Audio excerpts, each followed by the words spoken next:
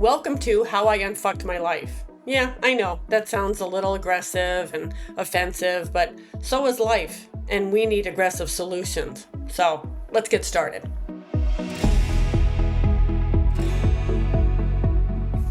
Hey, thanks for joining me today. This is Christine, and this is basically how I unfucked my life. Today I want to talk about something that we hear a lot of, but I'm not sure that I hear a lot of exactly how to do it, and that's getting over the fear of something. Like, I'm sure you've heard that saying, like, you have to do it in spite of the fear, which is true, but I don't hear a lot of people explaining exactly how to do that. Like, how do you actually move when your heart is racing, your stomach is in knots, you want to throw up, and your brain is screaming, don't do it. And that was me, frozen by the what ifs, until I learned how to walk through the fear instead of wanting it to disappear. Fear doesn't go away. It just becomes weaker the more you walk through it. It's not something you eliminate. It's something that you just carry differently. You acknowledge it, but you keep moving right through it. And when I started realizing that, I stopped asking, how do I get rid of the fear, and started asking, how do I move with it, or let's say in spite of it? Because the only way that you are going to get rid of fear completely is by removing the cause or the opportunity or the new thing that is scaring you, shrinking back into your comfort zone, or walking straight through it to the other side. But to do that, it takes awareness. I had to stop reacting to the stories that my mind was creating. Every time I stepped towards something I wanted, something new, a new opportunity, my brain would instantly paint a worst case scenario. Well, what if it doesn't work? What if people judge me or laugh at me? What if I fail and everybody sees it? And honestly, most of the time, that voice sounded so convincing, I believed it. But here's the thing. Before you can push through fear, you have to understand what it actually is. Because most people treat fear like a monster in the dark, something big and uncontrollable. But fear isn't necessarily the enemy. It's a built-in alarm system that was designed to keep us alive. It's thousands of years old. Back when survival meant running from predators, fear was protection. It sent a flood of adrenaline through your body, heart pounding, palms sweating, muscles tensing, so you could react fast. The problem is your brain doesn't know the difference between being chased by a tiger and sending that important email, or leaving a toxic relationship, or starting a new business. To your brain, risk is risk. So it hits the same panic buttons even when your life isn't in danger. And that's why you freeze. It's not weakness, it's wiring. Your nervous system is screaming, don't move until we know it's safe. But the catch is, safety and success cannot live in the same space. You can't grow and stay comfortable at the same time. It's impossible. And fear shows up every time you step towards something that matters, because your mind equates new with unsafe. So the goal isn't to eliminate fear, it's to retrain your brain to understand that fear doesn't always mean danger. Sometimes it means direction. And I'd be lying if I said when you take that first step, the fear fades immediately, but it doesn't. It doesn't fade at all. In fact, it gets stronger. And it gets stronger because that's your body trying to desperately keep you from stepping into the unknown. If it can keep you from taking that next step, then it can keep you in your comfort zone and safe. Oh, there's that awful word, safe. Your body is throwing everything it has at you to make you stay where you are and stay away from anything new. But unfortunately, if you stay safe, then you stay mediocre. The trick is to keep stepping. You have to come to a point where you're done living in your current situation. You have to know that you deserve more and decide that facing fear is a temporary feeling, and the feeling of having conquered it is so much better and worth it. Once you get to the other side, you start wondering what you were so afraid of in the first place. I promise. And realistically, you don't want to stop being afraid. Because once you stop being afraid, you need to start looking for things that scare you again. Stepping through the fear is what it's all about. It's how you create your life. The bigger the fear, the more you grow. Once you step through it, that is. Just facing it and not doing anything about it is just insane. You're not accomplishing anything except letting fear run the show.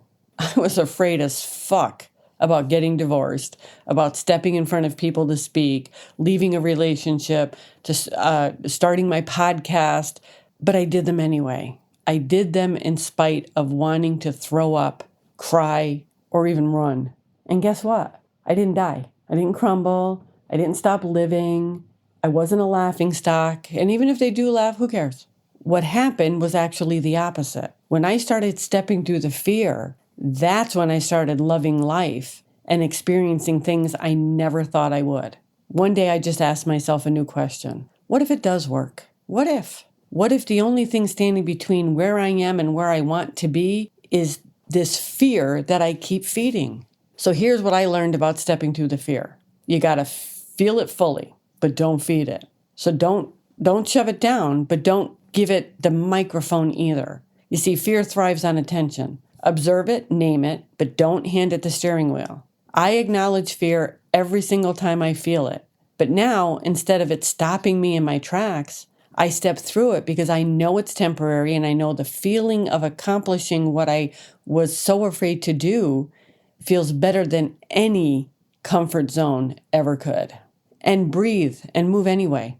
Fear freezes your body and your actions. You're actually afraid of making a move. Move anyway. Any movement breaks its hold. Even something small counts. Whether that's physically moving or making the call to schedule the interview for your dream job, make the move. Replace the what if I fail with what if I don't try. That shift changed everything for me. I knew, and I still know, if I let fear stop me from doing what I know in my heart I can accomplish, I will regret it for the rest of my life. Failure stings, but regret haunts. Keep fear in focus, but keep moving forward anyway. It's there to remind you that you're about to grow. You don't want to lose it. I still face fear every time I go in a different direction or try something new or am handed a new opportunity. Every time I get on an airplane, I feel it, but I don't allow it to stop me.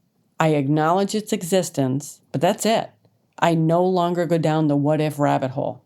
When you walk through fear, you don't come out fearless, you come out free. That's the moment your life starts to change. Because you realize fear was never the enemy. It was the gatekeeper.